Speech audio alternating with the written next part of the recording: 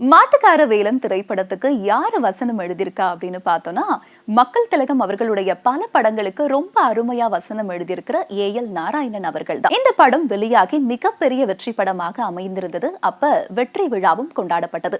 இந்த வெற்றி விழாவில் கலந்து கொண்ட ஏ.எல். நாராயணன் அவர்கள் என்ன சொல்லியிருந்தாங்க தெரியுமா? இப்பதான் எனக்கு தெரிஞ்சது மக்கள் திலகம் அவர்களுக்கு மக்கள் கிட்ட இருந்து எந்த அளவுக்கு ஒரு மிகப்பெரிய செல்வாக்கு இருக்கு அப்படின்ற ஒரு விஷயத்த பதிவு பண்ணியிருந்தாங்க அந்த நிகழ்ச்சியில. முதல்ல ராமண்ணா அவர்கள் தான் இயக்குவதாக இருந்தது. ஆனா அப்ப அவர் என்ன பண்ணிருக்காருன்னா, அவருடைய சொந்த தயாரிப்பான சொர்க்கம் திரைப்படத்தை தயாரிச்சிட்டு இருந்திருக்காரு. அப்ப என்னால முழு கவனம் செலுத்த முடியாது, அதனால பா நீலகண்டன் அவர்களே இந்த படத்தை இயக்கட்டும்னு சிபாரிசு பண்ணிருக்காரு.